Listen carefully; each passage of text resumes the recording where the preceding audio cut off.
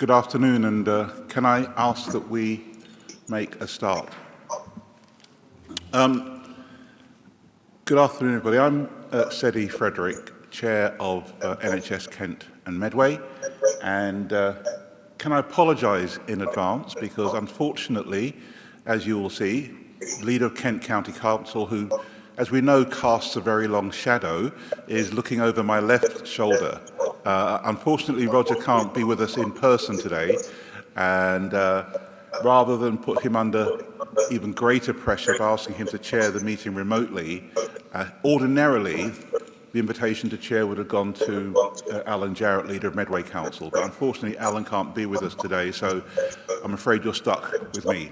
So I hope that you will be kind and gentle, and we'll get through the next couple of hours of this very, very important meeting. I'm led to believe that we are quorate, so we are absolutely able to proceed with the meeting. There have been no declared conflicts of interest, and we have a number of apologies which we will record separately in the minutes. The opportunity for the ICB as we speed towards the end of the year becomes more and more critical for us to come together to build the start of our strategy. Absolutely vital that we do that. So we've got a couple of hours this afternoon to take the next steps on that journey. It would be helpful, I think this is our third meeting, so there's little need, I think, to go around the room and introduce ourselves, but perhaps for the purposes of minute taking and those who are joining us remotely, when you are making your initial statement or asking a question, if you could introduce yourself, that would be really, really helpful. So if that's okay, and without further ado, can we turn to our agendas? Can we go straight to the minutes of our last meeting, which was held on the 28th of September?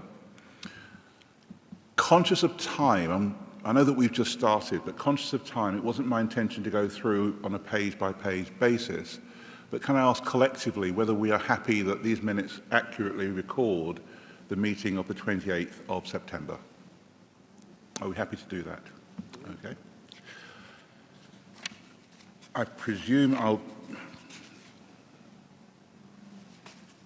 I or perhaps Roger will be asked to sign these minutes as a true and accurate record. In terms of matters arising, we do have an action log, but are there any matters arising from the agenda, apologies for the minutes of the last meeting, that are not included in the action log? No, thank you. That being the case, allow me to ask you to turn your attention to the action log. We have two items which we are invited to sign off as complete. They're recommended that we close. Are we happy to do that? Yes, sir. Thanks very much, Chair. I'm grateful that the forward planner has the tabling of the paper again on the proposal of subcommittee and the wider determinants of health. I think one of the issues we had with it was about how it was going to be constituted and brought together. I suppose my concern about knocking this back to February is by then we would have agreed the strategy, or at least the interim strategy, and quite a lot of the success of the ICP rests on those wider determinants of health, not just the NHS as a sort of core body. I look forward to it being brought forward, but my concern is that we don't have the involvement now in those particular issues. I hope your symposium next week or the week after will certainly help feed into that. But I would suggest this is probably a little more urgent than February 23, and maybe we can take it outside the meeting as to how we can feed into that process before February. Well, there are a couple of steps along the way that we could use as an opportunity. So, for example, the next ICP committee meeting is in December. Vincent will be speaking to this point a little bit later on, so perhaps we can bring that conversation into next steps when we get to that item on the agenda. That be okay? Thank you. Okay. So if we are ready, I've just seen our technical colleagues supporting you, Vincent, to lead on the next item. Just by way of clarification, there are two adjacent items, 6.1 and 6.2. I'm going to assume, Vincent, that you, along with Anjan and James, have had a conversation about how best to manage that. Before you introduce the item, Vincent, could I just remind this committee that we are, as I said at the beginning, we are now steaming towards an extraordinarily important deadline to produce the first round of a document that will shape our thinking, our management of resources for the foreseeable future. It's really, really important that we give this item and the ones that follow later on in the agenda the time that they need. And I invite committee members, ICP committee members, to challenge our own thinking, our own assumptions, in order to support colleagues who are leading this work to ensure that the outcomes are the ones that are absolutely needed for the people of Kent and Medway. It's really important that we, as a committee, we flex every muscle and strain every sinew to make sure that the work that comes out of this committee really does inform integrated care board's thinking, resource allocation, and the like. So I wanted to contextualize this item and the ones that follow in that frame to ensure that we're all ready for what may well be robust conversations, but this is where we should have them. So that's okay. Vincent, can I hand over to you to introduce the item, steer us through, hand over to James and Anjan as and when needed? Thanks very much, Sedi. And I'm Vincent Badu. I'm the Chief Strategy Officer for the Integrated Care Board. And thank you for the context setting. So the approach we want to take is the two papers that are on the agenda to bring them together with an overview presentation that I'll just take the board through. And then jointly with James and Anjan, we will provide responses to the board's committee's questions, but also provide some more detail. So as you set out, this is a really good opportunity for us to think about integrated care, not in the context of it being something new and revolutionary, but in the context of recognizing that we've been working together as an integrated care system on a number of the areas that will form our integrated care strategy. So in terms of an introduction, we're pretty clear about the national context that's been set by the Health and Care Act, but we're also really clear that the strategy that we're producing and working towards bringing for approval before the 31st of December is really drawing on the existing work that is happening across the Kent and Medway integrated care system. But there is an opportunity for us to really think about how we work differently and how this strategy can really have a focus on how we work together around the social determinants of health to ensure that prevention is key and that we actually have a real focus on how we help our population prevent ill health, but also think about how we support them to ensure that actually we can reduce the demands on healthcare services by taking forward a range of different priorities and interventions. And what we're shaping up together across the integrated care system is a real focus on looking at the information and data that we have around the determinants of health, identifying where there are inequalities across our communities and populations across Kent and Medway, and really thinking together around how we can take individual and collective responsibility as key stakeholders within the integrated care system for driving a different way of working and a different focus. So what I want to do is just to give you a couple of the headlines from the early work that we're doing, to provide some initial overview of some of the content that we're working on, to give the board a flavour of the strategy that we're developing, and then to talk about the timeline that we're working to. And I think, as described in the last integrated care board, it is a really tight time frame between now and December. We want to make sure that we are doing a sufficient amount of engagement with key partners and stakeholders across the system, and recognising that a lot of work is going on within our health and care partnerships, within our districts and borough councils, but also within our voluntary sector organisations, to really ensure that we can tackle health inequalities or reduce health inequalities, but also really think about how we work together as a system to improve on the outcomes for our population. So that's the focus and the context for the strategy. And again, what we want to do is think about those opportunities to do things differently. What we will be proposing or recommending in the strategy is a set of priorities that we focus and coalesce around, but also some opportunities for us to think and work differently. And that will include how we use resources, how we target those resources, but also how we measure the impact of what we're doing.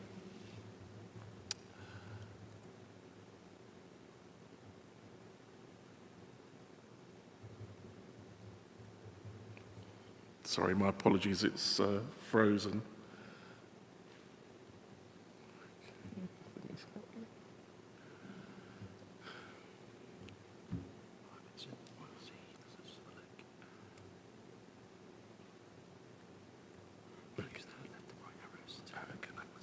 All right, thank you. So that's my first learning for the day, different controls to use on my laptop. So just to summarise then, so the progress since the last Integrated Care Partnership Board, where we set out the process that we were following. So we have the joint steering group for the strategy in place, and that's a steering group that we're leading across the triumvirate of the Integrated Care Board, Kent County Council and Medway Council, and colleagues from Kent and Medway Councils, particularly our directors of public health and their teams, have been really instrumental in ensuring that we have sufficient access to the data and intelligence that we've already gathered across our system around where the needs are and where the current issues around deprivation, inequalities exist. So that will really help us in terms of our focus. We're working together to ensure that actually we can carry out sufficient engagement across the system around where those opportunities might lay. And I know that Andrew and James in their paper have given us some really solid examples of the work that's already going on and other opportunities that we could focus on. We're working together to draft the new strategy, and again, just to remind us that our expectation is that the first cut of this strategy will be quite a high-level strategy that sets out our ambitions, but also gives us some assurance around the key question, which is, so what are we going to do differently, and how are we going to use this to prioritise where we focus and what we do differently? The first draft of the narrative is going to be available to the steering group tomorrow, so that's on the 20th of October. And I'm conscious that the current arrangements for our Integrated Care Partnership Board didn't give us sufficient time to be able to circulate a narrative. And I think there's also an important element around sense-checking the narrative to ensure that it really is in the right place before we engage with a wider audience around that. However, having said that, we do have the opportunity of a system-wide engagement event, the symposium, which is organised for the 28th of October, where we'll be bringing together over 100 senior leaders from across the integrated care system. And what we intend to do is to use that as an opportunity to really engage with colleagues around the narrative, around the priorities and the ambitions, but also to really have a conversation together around how we are going to move this forward and what personal and collective organisational responsibilities we can take for driving the strategy forward and delivering on those priorities. So in terms of the communications and engagement work, we've worked together across the system to launch an additional communications newsletter. The first edition of the newsletter launched last week, and we'll be issuing a weekly newsletter up until the point where the strategy is initially approved to update partners around the progress we're making, but also to get their input around a range of key questions that we need to coalesce around to work through as a system in terms of making sure that we really do shape priorities that we can deliver on and really truly hold ourselves to account around. So the website is up and running. It launched on the Integrated Care System website, but we have also linked it through to the websites of Kent County Council and Medway Council so that we can increase the scope and range of access to information about what we're doing in development of the integrated care strategy, but also what we're doing and what we mean in terms of the focus of our integrated strategy work. I've already touched on the symposium, and we'll no doubt talk more about that. I hope that all colleagues around the Partnership Board have been invited and are able to attend and join us. But we're also recognising that we need to do additional engagement as well. And so I'd want to just add that we've engaged with our colleagues in district and borough councils, fire and rescue, and with the police service in recognising that actually they are key in helping us drive forward our work around integrated care and tackling some of the social determinants of health. Now, the feedback from that group is that actually they are really instrumental in this work and we need to do more engagement with them. And so I'm working with colleagues in the strategy steering group to look at opportunities for us to have additional engagement events with those key leaders. And I hope that we'll be able to organise an additional event in early November where we can work with those colleagues to get their input before the strategy is finalised, because it's key that they're part of the solution and they're able to give input to it, and that we're not developing a strategy in isolation. So just to share with the committee some of the draft narrative that we're currently shaping up, and I appreciate that people won't be able to see this in detail, and we will circulate the slides to the committee with the minutes of the meeting. But what I wanted to really emphasise here is that actually what's key to us working differently here is that focus on the wider determinants of health. And so taking the Robert Johnson model that we talked to the committee about at the last meeting, we really are going to be having a focus on those determinants and how we draw those in together to focus our priorities. So just to give you some examples of that, we really want to make sure that we are focusing on economic development, and the committee received the framework for economic development at the last meeting. But we also want to make sure that there's a really clear focus on recognising the impact of poor housing on people's health status and opportunities to work together to think about how we can improve in the context of decent housing, and recognising that not focusing on that will have an impact on people's health conditions in the longer term. So just to give you some examples there. Again, just to reassure the committee that we are absolutely drawing on the information, data and analysis that already exists within the integrated care system. This is not about starting again from scratch. It's about building on what we already know, and we know a huge amount about our communities and populations, so we can really target our work and the priorities that we put forward.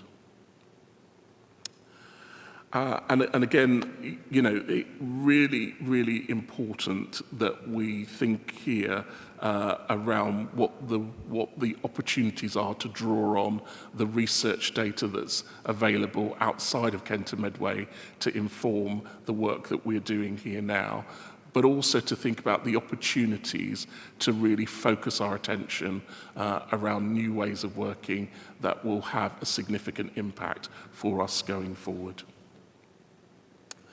And then finally, before I open it up for questions, I thought it was important just to remind the committee of the timeline that we're working to take forward the development of the strategy and reach a point where we can put something forward by November for approval and publication.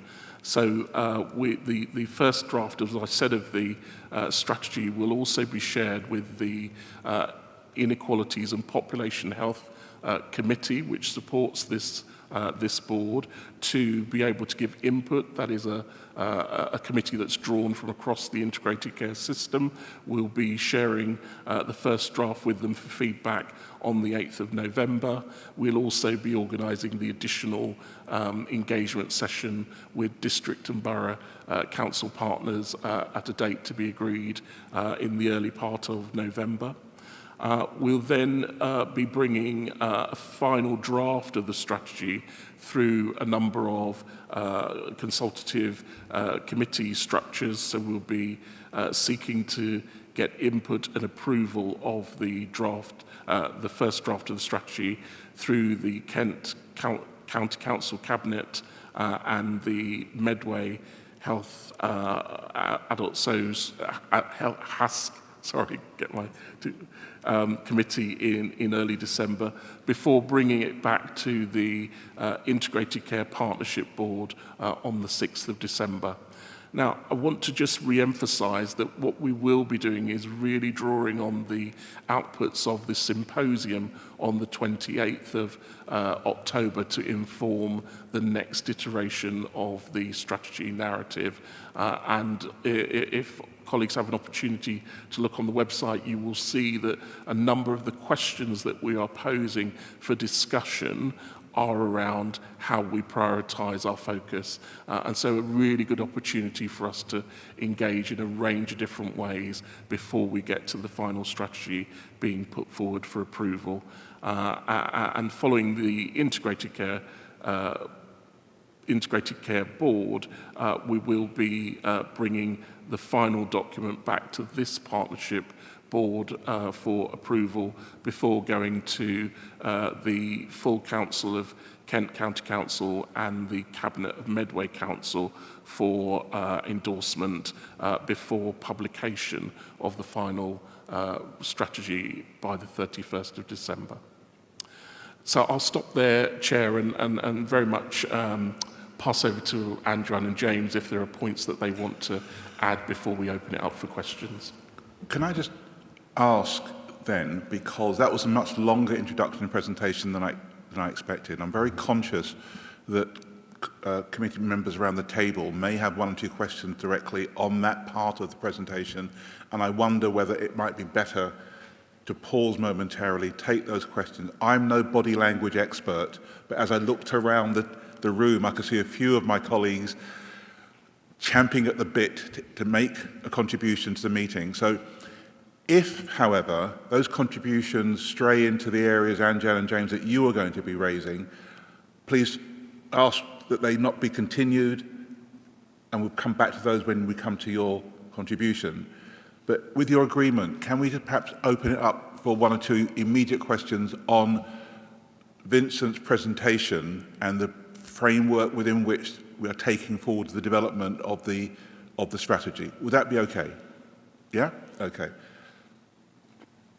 Paul, please. Thank you, Sedi. Well done on your reading of body language.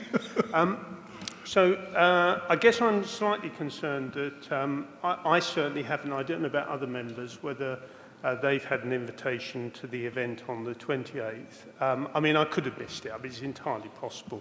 But I welcome the fact that there's a further event in early November.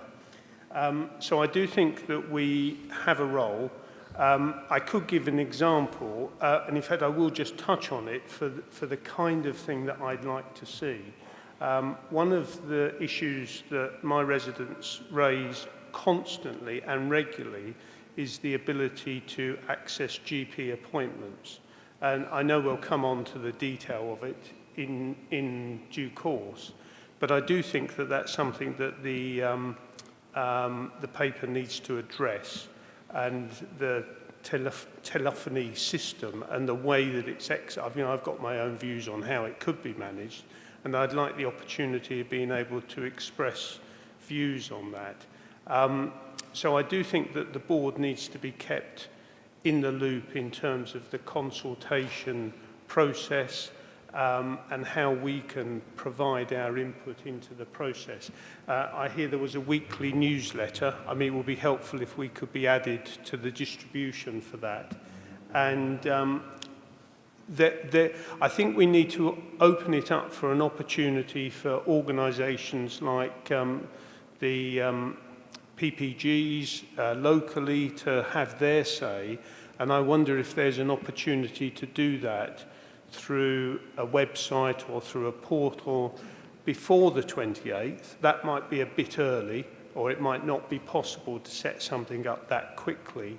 But any ideas that you have on a view for that, but we've got the opportunity of a further meeting in November, and I welcome that. Thank you, Steve. Thank you very much indeed. Jane, you get next, and then I see Roger online to follow. Jane, please. Thanks very much, Chair. Looking at that structure chart and the presentation, I welcome the presentation, Vincent, but it seems the last people that are able to comment seems to be this board and this partnership group in regards to that draft. It seems to be sent out to a very select group tomorrow, and that's welcome, and obviously that's part of the process, but I don't see why the Integrated Care Partnership, given we're being asked to sign up to it, really, by the looks of it, doesn't get to probably see the final draft of this and the only paper based on the presentation you gave until effectively our papers are issued for the 8th of December. There may be groups at the symposium. I agree with Paul on this, and I've raised that actually with the chair at the start of the meeting about that symposium matter. I believe it went to leaders and chief executives, but clearly hasn't necessarily filtered, and we need to be a little better and sharper about that sort of invitation list.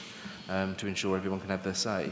If it is ready for tomorrow, even under Chatham House rules, and so we can offer their comments, even at that very early stage, why isn't it going to be sent out to ICP members so we can offer feedback before it gets to the final draft? Because I don't think anyone around this room will want to be bounced into something on the 8th of December and that being the first formal opportunity to pass any particular comment.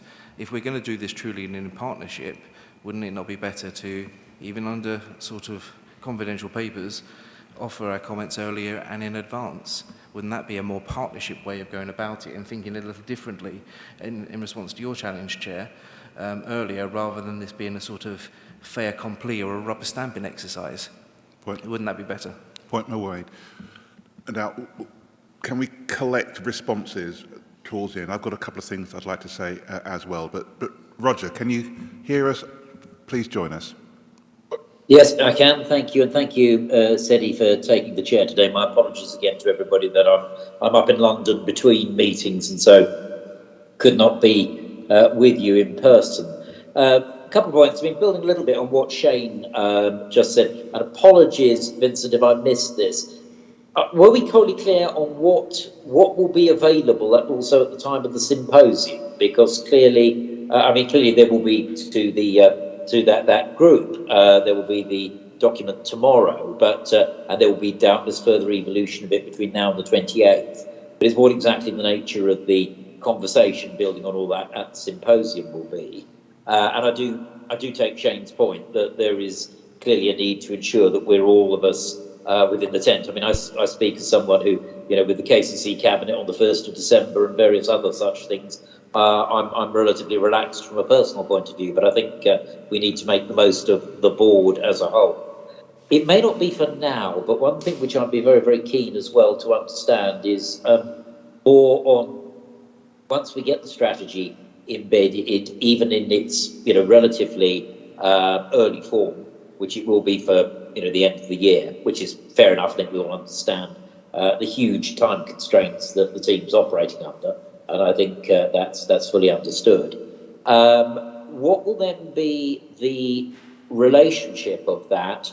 We know that the ICB has to, I can't remember the precise term, but has to sort of give due regard to it, etc., etc. But how we work on the linkage between what the strategy brings forward and how partners then work together around that at things like the health and care partnership level, because that's the engine room of a lot of activity.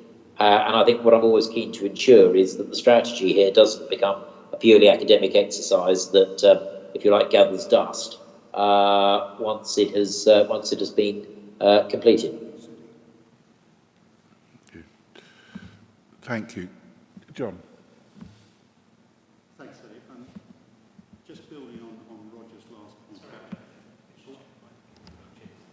Sorry. Thanks, Eddie. Start again. Mark 2. Take 2. Just building on Roger's point about the healthcare partnership, and I think I'm the only one seem to be here today from the healthcare partnerships. I think for me, it's really important to be clear what we're trying to achieve in the strategy in terms of, is the strategy just saying the what we want to do? So what are the big things we want to do in terms of integrated care over the next few years? And is it up to the ICB and others to do the how bit? And the reason I say that, I think it's important to be clear at the beginning before we even get to the symposium on that, and I wasn't quite clear from the papers. So I'll give you an example. So we've already in West Kent worked out what the what is. We've already worked out what it is that we think we need to do to better meet the needs of the population and have sustainable staff to deliver that over the next few years. And we've already decided that the cornerstone of that is actually to have a revolution in the way we deliver primary and community and mental health care in our communities, in our neighbourhoods. And we've got a workshop tomorrow afternoon which starts looking at how we do that. Part of that, a big part of that is a response to the Fuller report, a response to what Paul raised about primary care and access. How do we change the way we work in terms of urgent emergency care? So we've actually, our healthcare partnership, and I'm sure the others are, we've already described and worked out over the last couple of years what it is that we think we need to do to deliver a better health and care system for our population to improve their health and well-being. And we want to move on to the how. So is the strategy just about that what bit, or is it the what and the how? Okay. Because I think that's important to work out. Because if it's the what bit, you just need 3 or 4 pages. You don't need 50 pages. That is the crux. That is the dilemma. Because I couldn't understand with it said 7, whatever, 7 or whatever things, which I thought were great. But I mean, if we can just be clear, here's the health and wellbeing strategy, what it's trying to be achieved. Here's what we're trying to achieve in the integrated care strategy. Please don't do 50 pages. Let's just have 3 or 4 readable pages for all of us. The healthcare partnerships have already worked out a lot of that, and I didn't hear how they would be involved. As you'll in see, the next Vincent bit. is But I scribbling think like getting mad. on to the yes. how is the crux of this. How are we going to do it? Good. Can I suggest, Vincent, that you collect all of those comments and observations, start thinking about how you respond, but what I'd like to do now, if that's okay with colleagues, hand over to James and Anjan, just to complete the picture, which will then enable us to have, I hope, the more rounded conversation based on the answers that are given. I guess you guys have rehearsed this. Over to you, James. Well, thanks, Chair. I'm not sure about the rehearsal, because when you're in live, you've got to then flex your responses. I think just if I go back to John's point, I think the aim of the strategy is not to tell It's to set out a framework in which we can operate based on a set of principles that are going to give us the ability to deliver the best outcomes for our population. I think the points that are being raised and we've put is how do we do that most effectively and get that interaction at place level. I think that's pretty clear, but you've got to have a direction of travel. You've got to have a roadmap that says that we are driving down this road, and these are the key things that we've got to all take account of. But actually, how you then deal with those issues at a local level is for that granular stuff. And I think that would be my first sort of response on that. Vincent's actually stepped in and taken quite a lot of the bits and pieces that we were going to touch on. And obviously, the paper that we presented is out of date. We said that it would be because this thing is moving at a rapid rate of knots. Even as we sit here, and obviously there is more work, because I know that the strategy group met today and they'll be revisiting the bits, which is why one of the challenges about getting the paper out, because you really want to have the latest bit of work rather than get second guessed on that one. So I think the context is we're pretty clear, and I'll go back to John's points if I might. We do have a good understanding as to what the major issues are that are impacting on our population, but actually, as we sit here today, and I was listening to Prime Minister's questions, and there is a fiscal event that happened a few weeks ago, and there's going to be another fiscal event. So the wider determinants issues, which are actually at the crux of the work that we're doing, will have more, I would suggest, to say to how we do our work over the next coming, months, give it years. And the strategy, remember, the piece of work that we're doing is only a high-level piece to give us that sense of up to the 31st of December. We are doing ongoing work, which is that engagement piece, is that ownership, because the only way in which we'll get this done is if people feel part of that journey. And Shane, you mentioned that point earlier on about concert. This is an ongoing piece. It's not then it's done. It will be the ability for us to come back to a lot of the questions that we're raising over time. So what I'm saying is the piece that we've got to do by December, it's a short-term piece of work, but the process that we will use to deliver the outcomes, which I think we want to go back to, are the critical things that we've got to look at. So I just want to flag out two bits, if I might. One is people. So the consultation work that we really have to do, and this is extremely important. She's not here, but I remember she flagged the issue about workforce and how we as a system reflected on if we've got to bring in people from abroad to fill the gaps and places within our care sector, how do we as a system support them to go on? And if I might, I'll put Angela on the spot. We had a bit of a side discussion again about a workforce issue. How do we actually get additional capacity and capability to support primary care, and what are the tools that we have got at our disposal to work through those? So the chapters, as they're set out as in that paper, I just think that when you get the draft, which we'll clearly, you'll sort of see the way in which we're trying to manoeuvre and work through some of these challenges that we face. And it's a live document, and it is only a document. I think what we're trying to do here is change the culture and practice so that the way in which we work, and I think the strapline is together we are stronger, and not one bit of our system can do it on its own, is why this integrated care partnership will be pivotal. And I reaffirm that, because remember, it is this body that signs off the document, and if we're not happy, we are not happy, then we're not happy, we have to change it, we have to flex. So I just want to finish there and hand over to Unjan. He might have another couple of points just to flag it. Unjan. Thank you. So not much more to say other than a couple of points. So I think the board has accepted it, and it's important to note that it's not going to be perfect. So by December, what we have is the first cut of an ongoing piece of work. My personal view is a strategy is only a strategy. We've seen so many strategies just gathering dust on a shelf and not really going anywhere. The important thing, which many of you touched on actually, is what we're going to actually do. And I guess the first engagement for that, the real engagement for that will be the symposium, but it won't be the only one. So it's just the start of a process. I think we need to really look at what is, and this is what we're going to do, particularly after December, but also from now, is what is already going on and going well, what is already going on but can be further enhanced, and what can we do now. Right now, what can we do in the medium term? What can we do in the long term? And also, what have we learned from what doesn't work so that we don't land up again repeating the same thing and having the same result? So I think the action part of it, the implementation part is really, really crucial. And this is, like James said, it's setting the scene for what that would be and the framework in which we try to achieve that. I think by December, if we can get to the point where everyone feels that they can recognize the priorities, we've started to build a momentum for the development of the strategy, we would have got somewhere in real terms. Rest of it is a little bit of satisfying what our lords and masters in NHS England have stipulated as well. Thank you. Richard. I do apologise. I think you were first, Richard. Claire. Maybe I'm going to ask a question that Richard can answer. I don't know, so I will go first. I just, obviously, the implementation is the important bit of this. But I sort of feel that we're stumbling about in the dark a little bit without quite knowing a bit more about what the draft strategy is saying. And it seems to me from the conversation that some bits of the system are about to see it. Some have already seen it, possibly. And I'm a little bit disappointed, if there is a draft of the strategy, that it's not on the agenda for us today.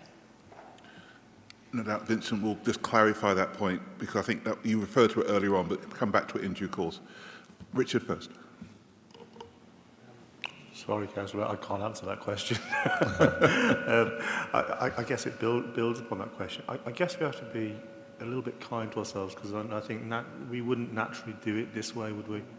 This has been, and I guess I could say this has been imposed on us and stipulated in the timescales, which is interesting given what's currently happening in government and about a very changing landscape. And I think we have to be fleet of foot with our strategy development to say, actually, some of the things we're even developing today, in 6 months' time or 3 months' time, we may need to adapt and may need to change. So I think we have to realise that, you know, ideally we wouldn't be doing this strategy at this particular time in this particular way. And I think we have to be honest about that and open about it, because similar to colleagues on the table, I think we all have a clear idea of what the pressures the system are under, and actually where the gaps in the quality, but also the amount of support that we can give our communities isn't where we want it to be. So I think there is a little bit about that, and I think, you know, my plea would be is that we don't make the same mistakes when we've done strategy development before. You know, this is I do question the title of symposium. I think if we're going to be accessible, I'm not sure if most of the general public would know what a symposium is. I'm sorry, that's sort of just a comment, but that's the start of hopefully a dialogue, and it's not the only one. The strategy, if anything, should reframe the relationships we have with partners and communities. So I think we have to be realistic about what this document is going to do or say by December. I'm not sure if we're going to solve the problems of the health and social care system using this process. Thank you, Chair. No, absolutely not. Claire. Thank you. I just wanted to say that I agree with the comments about not seeing a draft and how difficult that feels, but recognising the constraints that we're working under and the fact that it's a sort of top-down directive, and absolutely echoing your point that this isn't the way we would choose to do it. I just want to pick up on the comms and engagement piece again, because I'm still a little bit confused about where that's going and who that's going to. Is that a public engagement, community engagement piece? So the weekly newsletter, the engagement platform, and engaging with districts and boroughs, etc. Is that something that can be shared and circulated for lots of people to engage with, or is that something that's, again, somehow sort of confined? Because representing the voluntary community and social enterprise sector, there's 4,000 organisations, many of whom are pivotal in addressing health and social care issues and addressing health inequalities and deprivation, etc. They will have things to say about this, and it's how we engage them, because we can't represent everybody in that. So can this be shared? Will the newsletter be able to be publicised in a wider platform so it gets out into the community and gets that feedback that you need? Thank you. Okay, I am conscious of time, so if that's okay, I'm going to hold the comments there. Vincent, there's been a lot of feedback. I've seen you writing would you like to respond to some of those? I'd like to say a couple of things at the end to close this item, however, that I think are really important. But I don't know how you want to take the responses, Vincent, because there were a number of really important points there. So over to you. Thanks, Eddie, and thanks for all of the comments, which are not falling on deaf ears. They're absolutely welcomed and will help us in terms of shaping the work that we do going forward.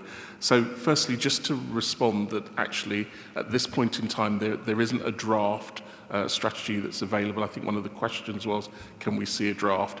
The narrative is being developed and there will be a draft that's available to the chapter authors, and also that we'll be aiming to share with the committee, the committee that supports this board, to go through some of the detail at the beginning of November. What we are intending to do at the symposium is to take the opportunity to share with people the work that we've done, what we're focusing on in terms of some of the detail that we're building in the strategy, to have a dialogue about the priorities that we're setting out. And I think with fear of repeating what Anjan and James have said, this is a framework. It's not going to be giving us all the answers to everything. We're really clear that we are going to need to continue to iterate this strategy after December, and we've set out really clearly that we're going to need to do that right through until next March. But actually there is an opportunity to look at how are we already delivering on some of the areas that will be priorities for us. To respond to John's point, I think it is absolutely crucial that health and care partnerships at a place and neighbourhood level are able to be, leading on the doing and the implementation of around those priorities.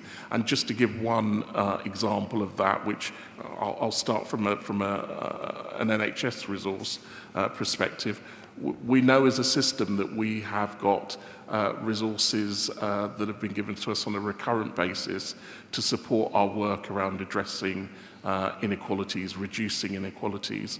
We have agreed that actually the majority of that resource will be allocated, 80% of that resource will be allocated to our health and care partnerships as the vehicle to enable us to drive forward our implementation of work plans that are at a local level that really do get to the right place. So again, I think the strategy is really setting out those priorities, that opportunity to do things differently and draw on where the gaps are and how we address those.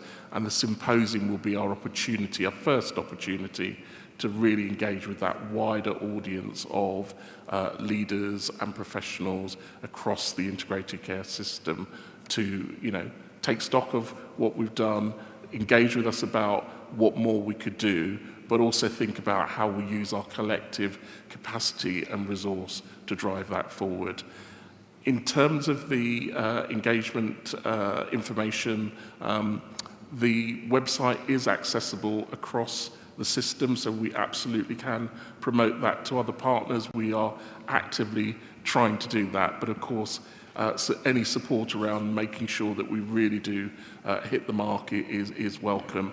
And you'll see that, if you access the web link, which we will share as well through this committee, there are key contacts who can come out and do further engagement. And we are developing our wider engagement strategy so that will work alongside this piece of strategy work as well. So it's not in isolation. In terms of the opportunities, my final point would be, actually there's a real opportunity for us to be thinking about how we use mechanisms like the joint forward plan in future to help us to be clear, not just across the NHS, where it will be mandated, but also across our integrated care system about what we are going to focus on and take forward over the next months and years. And so again, I think there is a real opportunity for this board to think about its role going forward past the initial strategy development in terms of being influential in making sure those forward plans are really focused on the right things that we want for our population. Thank you. If allowed, I'm just going to say a few words. I'm not going to try to summarise this conversation or the discussion, and apologies, I'm not as politically astute and aware as the councillors around this table and Councillor Goff, who is up there in London. So if I fall over my word, you'll, I hope, forgive me. I talk a lot about signs and symbols, and what this conversation has done for me today is really give a sign to us all that this committee, Integrated Care Partnership Committee, is not going to be a passive recipient of whatever comes out of the ICB, our local authorities, or anywhere else for that matter. And that, to me, is really, really powerful. As an ICB chair, I'm having discussions with my colleagues, asking them about how are their ICPs going. And the feedback has been mixed. Next time I'm asked, I'm pleased to be able to say, no, the Kent and Medway ICB have got a real grip of this and are not just going to step back and allow things to happen around them. This cannot be a strategy that sits on the shelf. We've all, in our experience, been part of exercises where we've developed strategies, developed action plans, and they gather dust. This cannot be the same as those. The strategy that is produced should and will influence the ICB's consideration of its planning and its budget. So be absolutely clear, this work is really important if the ICB is going to reconfigure, reconsider how it deploys the 3.6 billion that we have to hopefully improve the health and well-being of the people of Kent and Medway. So to your point, John, I think it's very much about how we have those conversations, not just the what, but also the how. And that's really, really important. Can I apologise on behalf of the ICB, and can these apologies be recorded? We haven't got the invitation list right for the event next week. And I commit that we'll go straight from here, relook at that invitation list and ensure that members of the ICP committee have been invited, and where we had hoped that invitations would have been cascaded through organisations, we will refresh that work and make sure that we get as many people together at the cricket ground in Canterbury to take part in this conversation. Separately, I mentioned that we have another planning meeting on Friday for this symposium. And I think what we've now got to do is ensure that we take away the real messages that you shared with us about what you want from that symposium. It hasn't been mentioned, but we do have an apology. Sir Michael Marmot will not be speaking at the symposium. He's unavailable. And actually, on reflection, I think that's probably not a bad thing, because what it should do is give us more time to talk about what we want to achieve going forward. That's hugely important. I have said in every meeting that I've been allowed to make this point that communication and engagement is absolutely crucial. And we have many more tools at our disposal that will help that, be that Teams meetings, be that podcasts, webinars, all sorts of ways that we can engage in ways that people appreciate.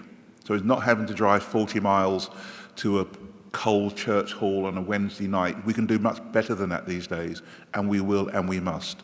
So I hope that concludes this item, because I think it's really important that we leave this item with all committee members feeling engaged, feeling energised, feeling heard and listened to, so we can then continue this work. Vincent, you and colleagues from our Medway and Kent County Councils have a lot of work to do. I think you're right to try to manage our expectations about what can be achieved between now and December. But back to my point about signs and symbols, I think what we can do, you can do, is signal that actually we are going to do things differently in terms of engagement with communities, councils, and other bodies. So if that's okay with colleagues, can we draw this item to a conclusion?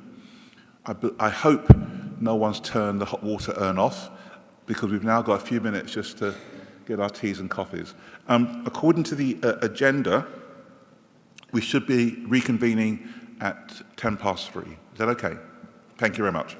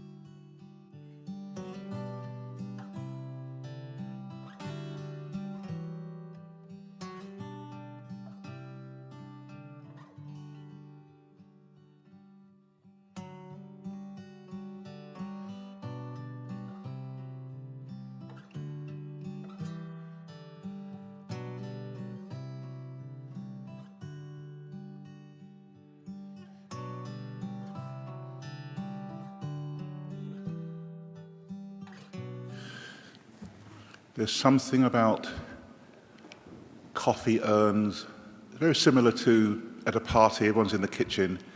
This is the equivalent as we have our time to have some other discussions, important discussions, and perhaps in terms of our planning, we might give ourselves a bit more time around the tea urn or whatever.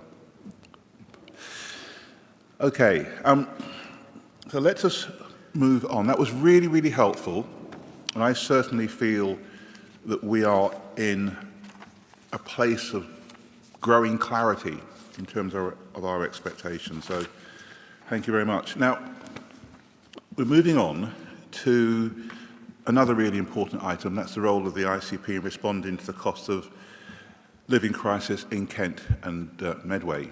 And I believe, Karen, you'll be taking this, but perhaps, if I may, and again, not wishing to stray into any areas of political landmines, but can I just ask that we remain apolitical during this item?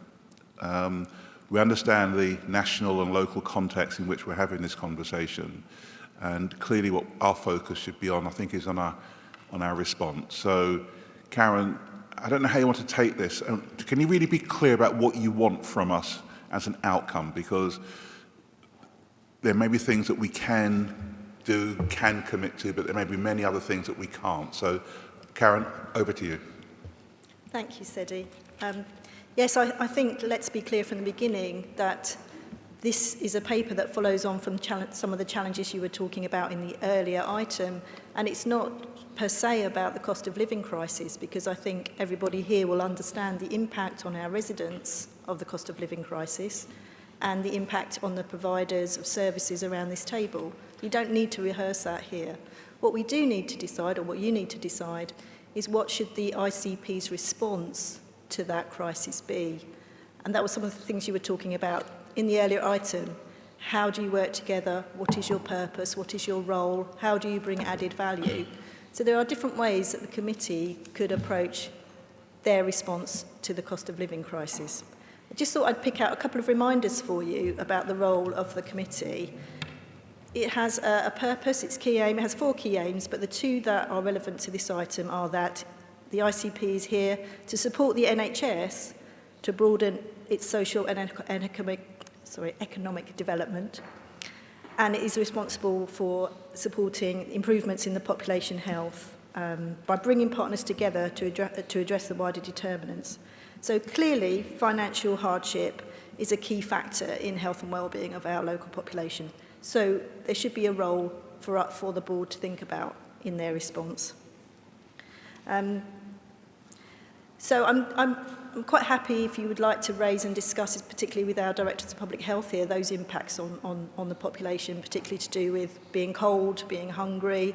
Particularly would like to hear from the committee about impacts on your service delivery in terms of inflation, costs, staffing, etc. That might be a good discussion to have. But what I want to know is, how do you want to respond as a committee? Is there a system-wide place for us to be working? So you could choose, you could say to me, as your policy advisor, you could say to me, Karen, in our own organisations we are working, we are delivering our response, and we are happy and content with that. You could say, we want the strategy to be very clear about health and well-being, health inequalities driven by poverty, and what in the longer term we're going to do about it. Or you could be saying, we want a more medium-term solution. We want to be more involved in our response and making sure that we bring the system together and add value as partners. Where are those areas that there are gaps that we could be working on a system-wide approach? So that's the thing I would really like to hear from you today and have a discussion about. Shall I stop there? Thank you. If I may, before opening up for comments, questions, observations, I don't know whether our Directors of Public Health, given the nature of the roles that you play, would like to add anything just in terms of the context. Anjan first. So I'll just read out from something I came across, which kind of emphasizes something. Anjan, can you speak up a little, or bring the mic a little bit closer to you? Yeah, is that okay? Yeah. So mortality increases by 2.8% for those living in the coldest 10% of homes for every 1 degree drop in outdoor temperature below 19 degrees. Overall, those living in the coldest 25% of homes have a risk of dying during winter that is 20% higher than those living in the warmest 25% of homes. Another interesting point is GP consultations for respiratory conditions in older people increased by 19% each time there's a 1 degree drop in temperature beneath 5 degrees centigrade. So there's a real clear correlation, both in terms of inequalities as well as in terms of hospital admissions, access to services, which happens because of cold every year. And why it's different this year is, as we know, because of the cost of living crisis and the heat or eat proposition. So this becomes further aggravated. I feel that there's a very strong correlation which has been made, because we had a webinar of Southeast England about 2 weeks ago on the cost of living crisis, and there were examples given from various places across the UK. And there was a very good example from Leicester, and where they worked with the ICB, framing this in terms of the core 20+5 and identifying particular health areas where if we don't actually act on those, it will impact directly on hospital services and healthcare services.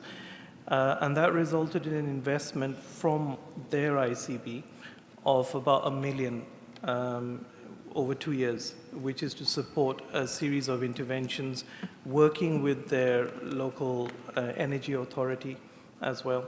So there is a role, personally, I feel, for integrated care partnership in terms of an anchor institution role that we can play in this area, which is quite significant if we put our minds to it. Thank you. James, anything to add? Thanks, Shelby. I'll be very brief. I think the context is how, we probably know what we will get from investing additional resource as a system into people who are more vulnerable.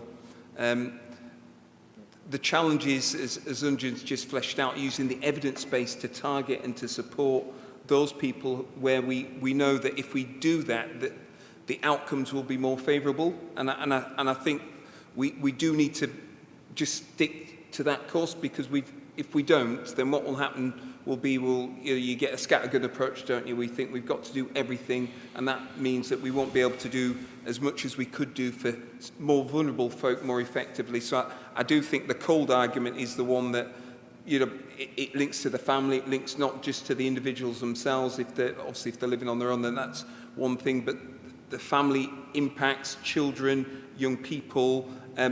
If we can do anything at all as a system, there is strong evidence, do something to support those people more vulnerable around cold issues, Chair, and that would be my first point. And that's a short-term thing that will provide results across the whole of the system, I would suggest, in a very timely manner that will link into the challenges that we can see around winter. There is then something about how we sustain and improve things for the medium to long term, and that gives us more of a chance probably to look through the outcomes that we're after with our integrated care strategy, because I think Karen's quite right. A lot of the issues that we face in terms of disadvantage, some people fall into that space sooner than others because of the precarious nature of probably the work that they do or they don't do and that type of thing, but we can try to build in some of those core principles into our integrated care strategy to deal with some of these challenges. And dare I say, I think Shane mentioned earlier, the committee that we're envisaging, that might then be a good forum, there's a segue, Chair, into how we think about what that function might do for us. Absolutely, and I think the timing is, apologies. Angela, do you want to come in? Thank you. I think the timing is really important because within the NHS we have just received a whole series of guidance preparing for winter, setting out expectations, structures, processes, 24/7 control centres, all sorts of different things. But I think we're also right to recognise that we're talking, it's more than just the acute sector, keeping people out of A&Es and so on. But we also have, let's not forget, our mental health colleagues who will also, no doubt, feel the impact of this. families under greater pressure, possibly leading to more domestic violence, which again will also feed through to our system. James, you mentioned quite rightly the impact on children, education, health, and so on. So I think we shouldn't underestimate the size of the challenge, but again, it's how do we take that forward in a way that we can help people and support people, perhaps more people than we first started talking about, because we know over the past few days things have changed significantly in terms of public funding, public finance. So I think now's a really good time to have this conversation. So we've got some time. Hopefully we'll have a really progressive conversation, Karen, and you'll be able to take away what you need to hear from this committee. But Angela first. Thanks, Eddie. Two things spring to mind. One, when partners get bids accepted, I don't know if the one I'm thinking of is in the public domain, so I'm going to be vague. But there has been a bid accepted recently, which will be on the Isle of Sheppey, and I have spoken to NHS colleagues in charge of it and said, talk to SWAL colleagues and see if we can't get some added value out of said contract bid in terms of economic activity, apprenticeships, blah, blah, blah, blah, blah. And it was, oh, that's good. It should be standard. It should be normal, you know, that's the first tick in the box that we look to see what else we can get out of. We're building that, what else can we get out of it? And the second point is really on the health inequalities. Yeah, things are tough for our communities, and mine's really deprived. Our main acute hospital is just down the road from here in Medway.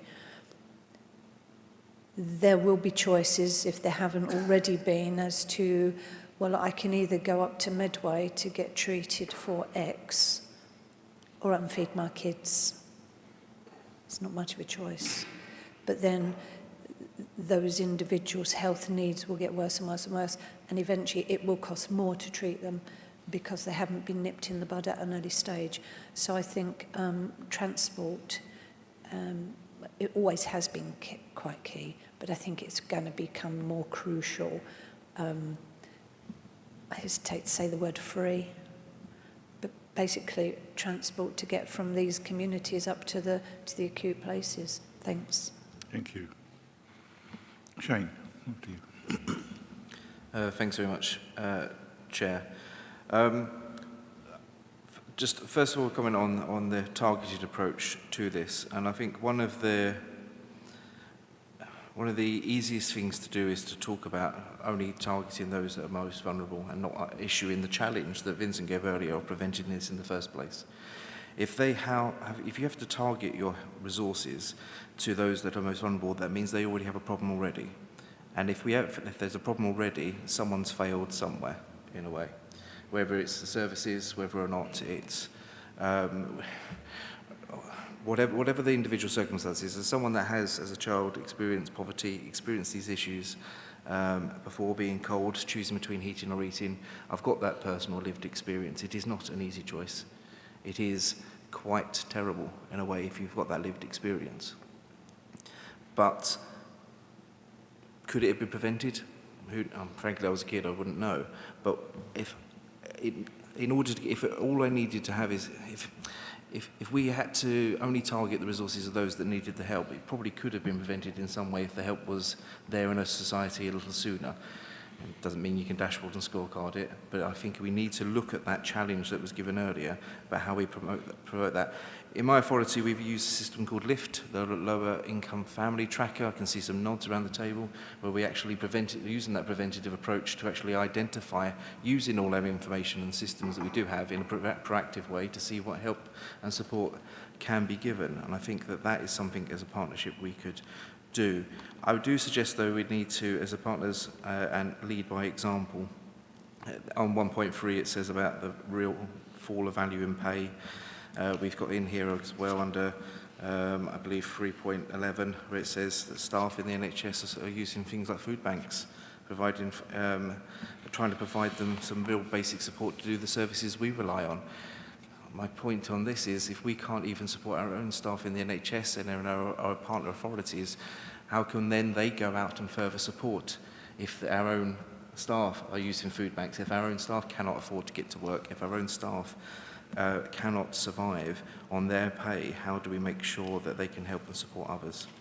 On the wider point about how we structurally support this, I think there is some merit in a sort of short-term task and finish group. I do have some time for the sort of structure of something like the Kent Resilience Forum, which, based on a subsidiarity approach, it isn't one size fits all for the county, and it is how can we work together, recognising though that everyone knows their areas best. And I think that's kind of what's suggested here, because Kent is too big, too large to have a one size fits all approach. It is far too diverse, and we celebrate that diversity, but it cannot be under one particular banner. But ultimately, and this isn't a party political point, it requires long-term funding. This paper recognises that, the end of short-termism, the ending of bidding for this, bidding for that quickly.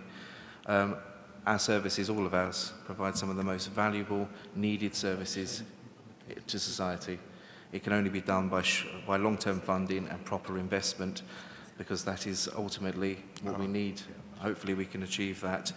Any efforts to lobby together, it's probably fallen on deaf ears recently, but I think even more it needs to be listened to ensure that we can deliver for local people. These are services, it's not business.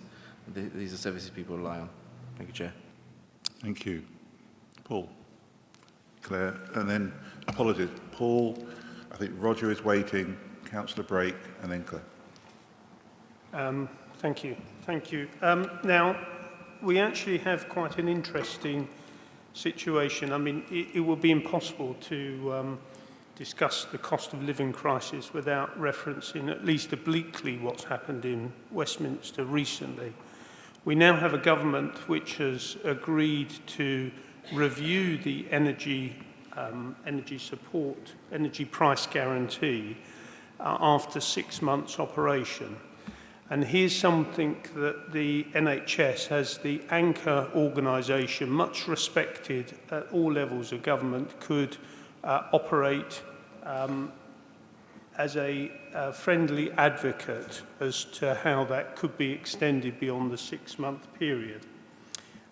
It's quite clear to me that, based on everything we've heard about the impact of the vulnerable being cold, that we need to ensure that there are more targeted resources rather than the one-size-fits-all that we've had under the current energy price guarantee. So I think where we have a clear role is to present an argument for ensuring that there are targeted support for those in the most relevant and immediate need. And we can demonstrate, should be able to demonstrate, that that will have a meaningful effect on public health. So I think that's where we should be exploring. Now, of course, that needs to be backed up by a lot of empiric work in order to support the argument. But while there is a willingness at senior levels of government to review the way that the energy price guarantee will work after 6 months, I think it's for us to step in and give them a grown-up answer as to how they should approach this. Thank you. An important and powerful observation. I'm going to resist the temptation to respond straight away on that, but let me just pass over to Roger. Roger, are you there? Can you unmute? I have. Thank you very much. Just a couple of points, if I may.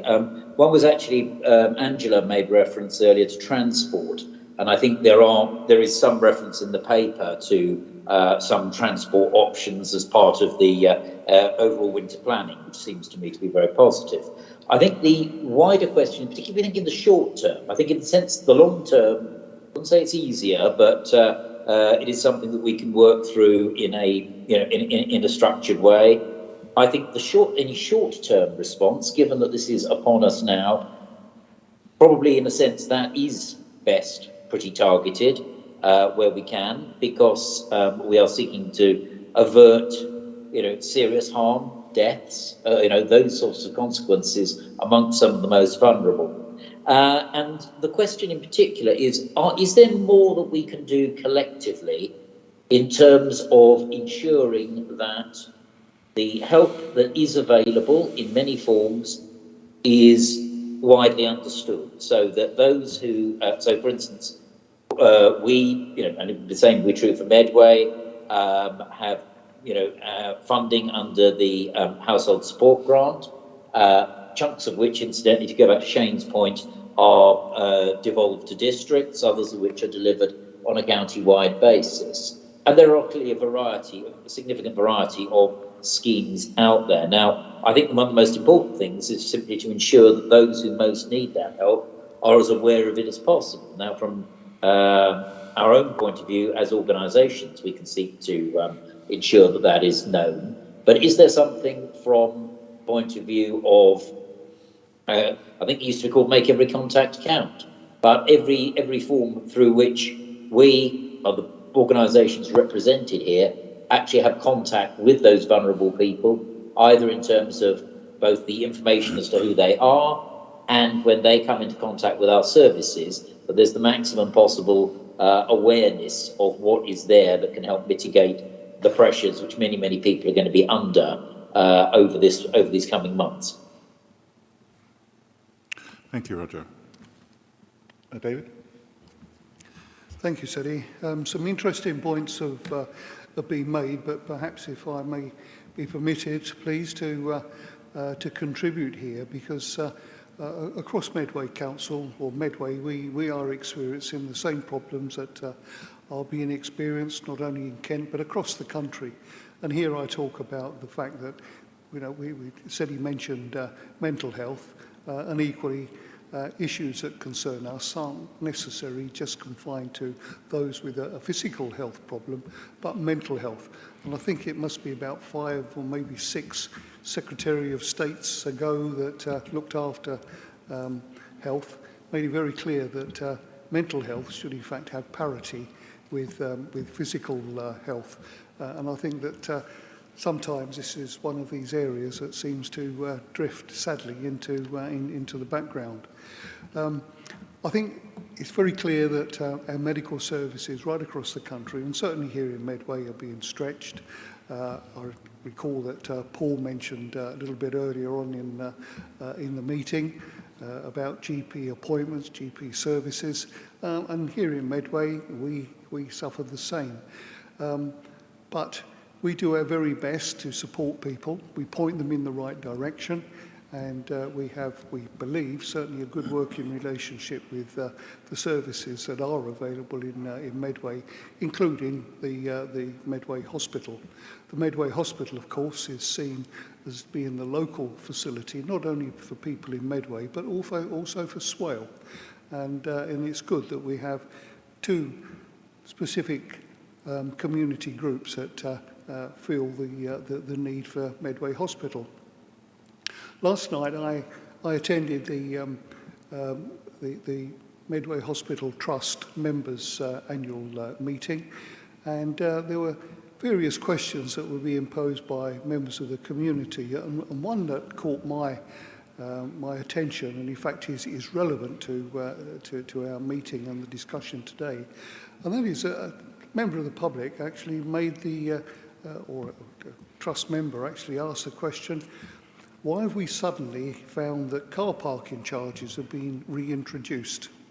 And the answer came back from the Director of Finance for the hospital, making it very clear that, of course, all throughout the pandemic, there were no car parking charges. It was free and free gratis to certainly to the staff and most members of the public. But of course, this has come down from on high. This is a government directive that has said, according to our Director of Finance, all hospitals have to reintroduce car parking.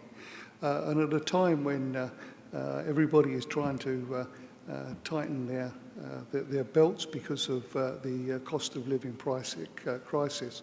All of a sudden, we're faced with car parking charges being reintroduced. But if this has come from on high, I think that perhaps one of the areas that we could become involved in as a committee or a board, in fact, is to start lobbying government for a rethink on such costs being reintroduced. We all recognise that car parks do cost money, whether it be for security, making sure they're fit for purpose. But not only are the car park charges going to be reintroduced, but we also understand that there's going to be an increase in the cost from where it was before. So that's going to be an even greater burden on those using the hospital. And of course, it could also be argued, well, what's wrong with public transport? Well, sadly, at the moment, public transport, certainly across Medway, and I'm sure this applies equally to Kent, but are we ever sure which day of the week our public transport is going to be available for people to travel from their homes to the hospital? Many of our services in Medway, they certainly finish up going into Medway Hospital to drop people off, but of course, if that service is not available, how else do they get to the hospital? Can they afford to go by taxi? If they've got a car, can they use their car? But of course, once they get to the hospital, there's going to be the car parking charges. So I think this is another area that perhaps needs looking at. The cost of care, that has gone up astronomically. And there is absolutely no way that Medway Council is in a position to support all of those that want the care facilities. Although statutory, we have to provide that care, which means at the end of the day, is it going to be the people of Medway that are going to be held responsible for every care package that is put together? If somebody comes to the attention of Medway Council halfway through the month of March, and here we are looking at how's the budget going to look at the end of March and into the beginning of the new financial year, but if somebody comes to our attention at in the middle of March and requires quite a sizable package, then we have that responsibility to make sure it's there. And again, that burden is going to fall to the local authority, and the local authority to the people who live in Medway. It also affects respite services. These are just some of the areas that need to be addressed. We've got some wonderful voluntary sector input from all that we do across Medway, including the street angels. A lot of the churches, including the Salvation Army, are there to help and support. But really, this shouldn't be down to these organisations to do the work that we collectively should be able to handle ourselves. Thank you, Sally. I'm not wishing to push you along, but we do have a number of people who want to contribute, which is fantastic. Claire.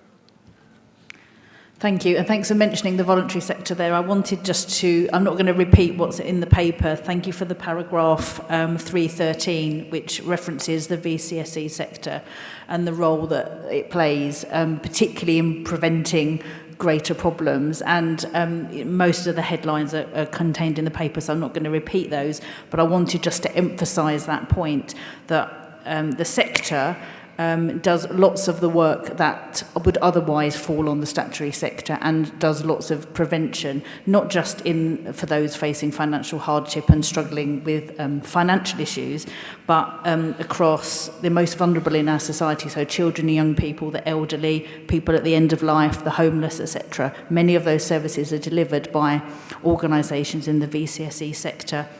And like everybody else, they're facing rising staff costs, staff on low incomes, needing to compete with statutory organisations. Most of these staff and volunteers worked throughout the pandemic, as we know, and are now struggling themselves with travelling costs. The organisations are facing rising building costs. We know what inflation is doing and the rising costs, and it is increasingly difficult for those organisations to continue to deliver services.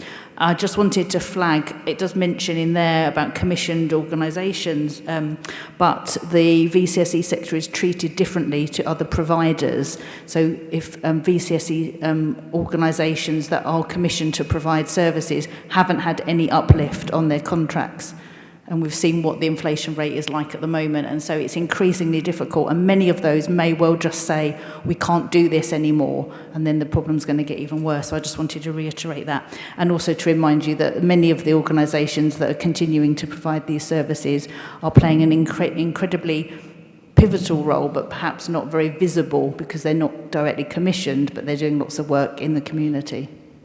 Thank you. And if I may be allowed to use Chair's prerogative at the end of the discussion, I'd like to add a couple more points to yours, so thank you. I've got Claire, James, Sati, John, Richard. Thank you very much. I'll just be very brief. I just wanted to build on what Roger said earlier on about KCC's response. And we're promoting, we've got a paper coming to full council tomorrow actually on this. And it's a sort of it's a Kent Together style partnership of agencies and organisations similar to the success, the sort of building on the success of what happened during the pandemic, where we really wanted to make sure that people, when they reached out for assistance, they're supported to find the right help. And so Roger mentioned the Household Support Fund, so free school meals, food and energy vouchers, and we've also got a lot of projects going on, again in conjunction with other agencies like Citizens Advice, where there's a pop-up financial advice hub and a 0% interest loan scheme, and KSAS, Kent Support and Assistance, for which demand has certainly increased, and it's specifically for people experiencing a short-term crisis or emergency. And of course we do have our community wardens, a scheme which we've expanded soon, who are incredibly valuable in our communities for identifying, supporting vulnerable people. And just finally, I wanted to mention something called Refer Kent, and this is a project which has been a pilot since July, and it's now properly launched. And it's an online referral system, and I think that the beauty of it is that organisations are not able to just signpost because there's always a danger there, as we know, that people get lost in the system, but actually refer to other agencies and then track and monitor referrals. And I was just actually trying to check how many organisations have signed up. I think it's a couple of hundred. I haven't got the exact number, but it looks like it's going to be a successful project. And I think it's a particular interest because it's all about bringing various agencies and councils and all sorts of others together to try and address some of the problems which we've just been talking about. Thank you very much. James, I'm conscious of time, so I'm going to just ask us just to keep momentum going and get through these last few comments, and then we'll wrap up. James. Thanks. It was really a statement, to be fair, rather than posing questions back.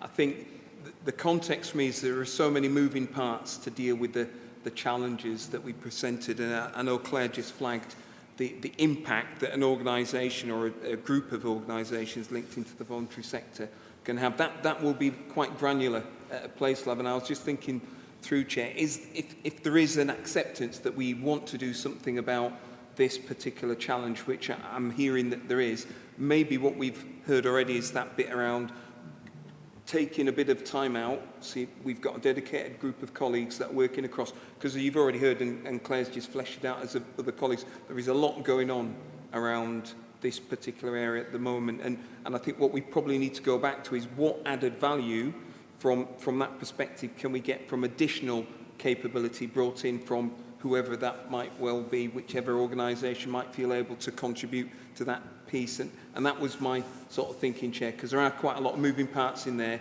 There is a lot going on, but I think we could probably get more value out of saying, yeah, great, and actually not try to take your job away from you, but to move and then to do something to add value to the existing system. That would be my sort of views, Chair. Thank you. Yes, that's a really good point, and more of that to come. Sati. Mine's just a quick one. have we considered engaging with commercial organisations or private providers in managing some of this? Because we've got the VCSEs, definitely, but this is a problem for everyone. It's not just health and social care or voluntary sector. Actually, this is a national problem that's going to impact everybody. So why are we not maybe looking outside of just us? Maybe. Thank you.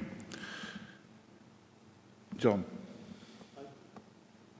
Thanks, Eddie. So just quickly, just going back to something Shane said and Karen, your ask of the committee, in terms of staff, I think that we do need to remember how tough it is for our staff, a number of our staff across all our partner organisations. And one of the things our Trust Kent community has done, and it's something that maybe, Karen, we could think about as a principle for our committee, we have moved to all our, being an employer with the real living wage, which has made a difference to about 400 of our staff who weren't, in effect, it's given them an extra pay increase. We obviously understand the consequences of that for our financial position and feel that that's important. So should we have that as a principle across the main partnership? Secondly, beyond that, we still have staff who are in difficulty. Yes, a lot of the things that were said about the public apply to our staff. And at our Council of Governors meeting this morning, we agreed to have our own hardship fund for our staff. Again, that's something we might want to do. I'm conscious that if we do it, it'd be good to do something that was consistent. So I wouldn't want the Kent Community Hardship Fund to be different to somebody else's hardship fund as an employer. So maybe we could have some consistency in terms of the offer across our support to staff on this. At least maybe we could do that. Thank you. Consider that, Chair. Absolutely. Thank you. And Richard. Thanks, Chair. I think most of my points have been covered by Councillor Bell. But I also was just sort of reflecting on, how we actually manage through a COVID crisis and actually the resilience of our staff, our people, and our communities. And again, it takes me back to when I recently did a visit around Gravesham and visited the Gurudwara, actually, which is inbuilt in people's faith, is about actually volunteering and support and providing free food and meals. So I think there's something about using some of our faith groups as well and learning from our faith groups and actually how do we really use that groundswell. And again, I always remember when I first came to Kent, the massive traffic jams along the M20 when actually local temples came along and provided food. So I think we have to recognise that this is a multi-faith, multicultural and societal issue, and let's build on some of that strength and promote. Thank you, sir. I think we haven't thought differently about that. Thank you. That's a really valuable point.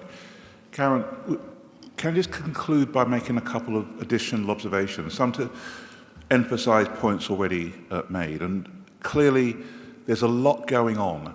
There's a real commitment across Kent and Medway to do whatever is possible to help and support our local communities. But one of the messages I'm taking away is perhaps the need for some coordination. I think that's really important. I also think, and I think the point was made about, do people know what's out there, where to turn to for help? And I wonder whether there's a public information challenge there for us across Kent and Medway. Just reflecting on conversations I had with Paul Bentley and colleagues at the ICP quite some time ago, where I talked about the need, and these are my words, nobody else's, to mobilise the voluntary sector. I believe in the maxim of trusted people, trusted places. And voluntary sector organisations are much closer to local communities, be they faith organisations, charities, voluntary groups and others, than perhaps organisations that occupy the seats around this table. So how can we support voluntary organisations to do more? Because I know they want to do more. I've met voluntary sector organisations who have said, we're here, we know our community, we want to help, but we might need some help. If we're going to look to recruit another 30 volunteers, we might need some help with the paperwork. We might need some help with getting them through the checks that we need to, and so on and so forth. So how can we collectively help the voluntary sector to do more? I read somewhere that nationally there are over 500,000 economically inactive people in the country. These are not people who are claiming benefits, they've either retired early, and so on and so forth. I don't know how many people in Kent and Medway are economically inactive who might wish to make a contribution to their communities if they knew where and how they could do that. So I think, Karen, there are a few things that I hope you can take away. This has been an extraordinarily rich conversation, and I would expect nothing less from the individuals and organisations around this table. But Karen, the last word with you in terms of have we fulfilled your request of us? Yes, indeed, and the recommendations, because we've talked about coordination, and I get the impression that the committee are absolutely keen to do something together and add value as a system. There is already a task and finish financial hardship group, and the proposal and the recommendation is that we create a dotted line from that group where there can be some coordination around everything we're doing, and we can feed in some of these great ideas we've had today and bring that back to the committee on a regular basis to inform, but also to have a two-way conversation. The only thing we're missing on that committee, as I understand on the task and finish group, is some health representation. So perhaps I'll bring that back to Vincent and others in the ICB and ask how we bring that in. So if the committee are content with that approach, I can form that on your behalf. Okay. And just, if I may, and I'm sure you haven't thought this through absolutely, but in terms of next steps, will something come back to this committee as an update? So what the task, the financial hardship task and finish group are reviewing their terms of reference at the moment and their membership, and I'm talking to them about having a dotted line into the Integrated Care Partnership Committee. So I'm hopeful that they will begin to bring back regular reports and updates to the committee, and that I can be feeding back into them the conversations that we're having here. So it will become a two-way conversation, but just need a little time to form that now that the committee's agreed they would like to take that approach. Absolutely, and I wonder, obviously Roger is here, perhaps we might agree that this be a standing item on this agenda for the next 2 or 3 meetings perhaps, as we go through what could be a really difficult time for people. Thank you. Okay, thank you very much for that, colleagues. I believe that we have one more item on the agenda. That's the forward planner, which, to be frank with you, I never quite know what to do with this. Is this just for noting? I think yes, but if there are any burning issues, I certainly am hearing from Councillor Mockery-Cox the challenge about the subcommittee, and I think we need to be thinking about that and bringing that back in some way and thinking about its purpose, so that will certainly be on the agenda. And I also hear you often talk about housing, and I'm wondering how the Integrated Care Partnership would want to hear more about housing and link that in. So for me, they're the kind of burning issues we might want to bring back. I think we've had a very tumultuous beginning as we just drive towards the integrated care strategy, and once we get through the December meeting we can take a breath and maybe do some development and planning about what the committee wants to actually look at and focus on. So for now, yes, if there are any burning suggestions I'm happy to take those, but maybe we can just take a breath after December and I'll work with the leadership group about how we go forward. Thanks, Aaron. Richard. Thank you, Karen. And, I guess it's just a reflection, really, and I guess I'm just sitting here thinking my colleague in Children's Services, the DCS, our agenda seemed to be very adult-focused, and I just think that's a question for me, really, especially in light of recent sort of offset activity. So just want to wonder how, as a board, we're going to oversee and manage our support to Children's Services. Yeah. I mean, I think it's really about just, as you rightly say, Karen, once we get past December, this reflecting, perhaps recasting this, reprioritising. I think Shane talked about making sure we've got the priorities right in terms of what we give our time to in this very limited time that we have together. Thank you.